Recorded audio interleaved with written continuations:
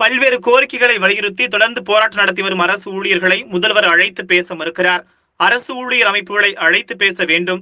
அழைத்து பேசவில்லை என்றால் அன்றைய தினமே 19ஆம் தேதி தமிழகம் முழுவதும் உள்ள அரசு ஊழியர்கள் சென்னை நோக்கி சென்று கோட்டையை முற்றுகையிட்டு போராட்டம் நடத்தப்படும் என அரசு ஊழியர் சங்க பொதுச் செயலர் செல்வம் தெரிவித்துள்ளார்.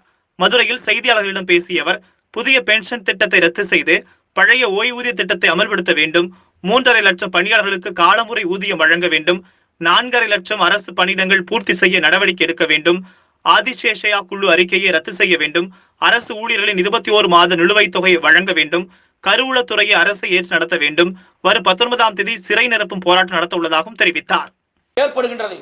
எனவே மாற்றாம் தாய் போக்கை கடைபிடிக்காமல் உடனடியாக மாண்புமிகு தமிழக முதலமைச்சர் அழைத்து பேசி எங்களுடைய கோரிக்கைகளை தீர்வு காணப்பட வேண்டும். கோரிக்கைகளை வைத்து முன் போராடுகின்ற சங்கங்களை அழைத்து பேசாமல் போராடாத அமைப்புகளை அழைத்து பேசுவது என்பது சரியான அணுகுமுறையாக இல்லை. போராடுகின்ற அமைப்பை அழைத்து பேசி எங்களுடைய கோரிக்கைகளை தீர்வு காணப்பட வேண்டும் என்று வலியுறுத்தி நாங்கள் அந்த வருகின்ற பிப்ரவரி 19இல் பெருந்திரள் முறையீடை மறுக்கின்ற பட்சத்தில் கோட்டை முற்றுகை போராட்டத்தை நடத்துவோம். எனவே இனியும் காலம் தாழ்த்தாமல் உடனடியாக தமிழகத்தினுடைய அரசாங்கமும் மாண்புமிகு தமிழக முதலமைச்சரும் அழைத்து பேசி எங்களுடைய கோரிக்கைகளை தீர்வு காணப்பட வேண்டும் என்று இந்த நேரத்தில் தமிழக அரசை தமிழக முதலமைச்சரையும் வலியுறுத்தி கேட்டுக்கொள்கிறேன். நிலுவை ஊதியத்தை உடனடியாக வழங்க வேண்டும். அதேபோல 41 மாதம் சாலை பணியாளனுடைய பணி நீக்க காலத்தை பணிக்காலமாக அறிவிக்க வேண்டும்.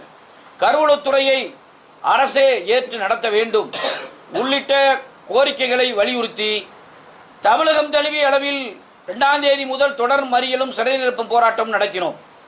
இந்த போராட்டத்தினுடைய பிரதானமான கோரிக்கை இந்த கோரிக்கை வலியுறுத்தி சிறை நிரப்பும் போராட்டம் செய்து கொள்வது பல்வேறு காவல்துறையினுடைய அடக்குமுறைக்கு உள்ளாக்கப்பட்டிருக்கிறோம்.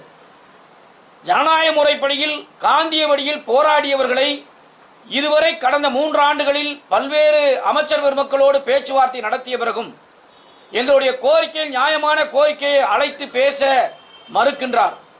அதோடு மட்டுமல்ல, கடுமையான தாக்குதலுக்கு உள்ளாக்கப்பட்டு லட்சக்கணக்கான ஊழியர்கள் கடந்த 9 நாட்களாக தொடர் மறியலும் சிறை நிரப்பும் போராட்டம் கைது செய்யப்பட்டிருக்கிறார்கள். எனவே இதுவரை 9 நாட்களுக்கு பிறகும் தமிழகத்தினுடைய அரசாங்கம் அழைத்து பேச மறுக்கும் பட்சத்தில் எங்களுடைய போராட்டம் வருகின்ற 19/2/2021 தமிழகம் முழுவதும் இருக்கக்கூடிய அரசு ஊழியர்கள் சென்னையை நோக்கி பெருந்திரள் முதல்வர் அழைத்து பேசுகின்ற பெருந்திரள் முறையீடை செய்வோம். அழைத்து அந்த பெருந்திரள் முறையீடை வாங்கி அழைத்து பேச மறுக்கும் பட்சத்தில் கோட்டை முற்றுகை போராட்டத்தை நடத்த திட்டமிட்டிருக்கிறோம். எனவே எங்களுடைய கோரிக்கைகளை மாண்புமிகு தமிழக முதலமைச்சர் அழைத்து பேசி தீர்வு காணப்பட வேண்டும். அதோடு ஜாக்டோஜியோ அமைப்பின் சார்பில் கடந்த பிப்ரவரி 8 முதல் 72 மணி நேரம் உண்ணாவிரதம் இருந்தோம். அந்த உண்ணாவிரதம் இருந்தபோது மாநில ஒருங்கிணைப்பாளரை கடுமையாக தாக்குதலுக்கு உட்பட்டு கைது செய்யப்பட்டு காந்திய வழியில் அறவழியில் போராட்டம் நடத்தியவர்களை காவல்துறை கைது செய்து பந்தலை பிரித்து அனுமதி மறுத்ததோடு மட்டுமல்லாமல் பல்வேறு தாக்குதலுக்கு தொடுக்கப்பட்டது ஜனநாயக மரபுக்கு மீறிய செயலாகும்.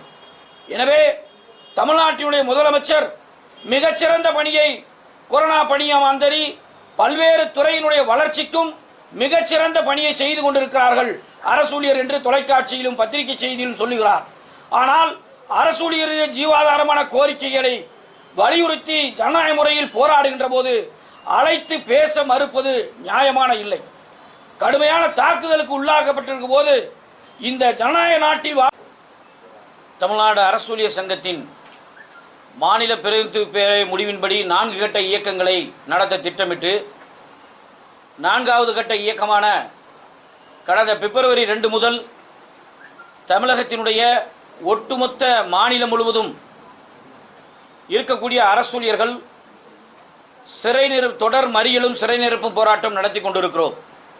இந்த சிறை நிரப்பு போராட்டத்தினுடைய பிரதானமான கோரிக்கை, கடந்த காலங்களில் முன்னாள் முதலமைச்சர் செல்வி ஜெயலலிதா அவர்கள் நான் ஆட்சிக்கு வந்தால் புதிய பென்ஷன் திட்டத்தை ரத்து செய்து பழைய ஓய்வு திட்டம் தொடரப்படும் என்று கூறினார்கள்.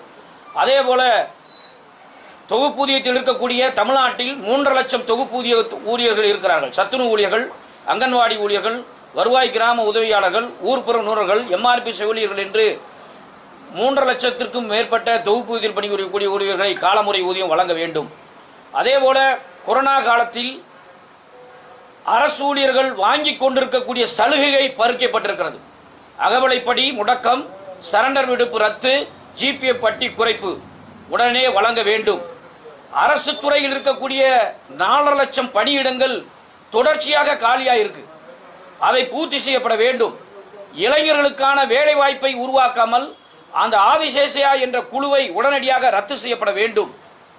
அது மாதிரி அதேபோல் இருக்கக்கூடிய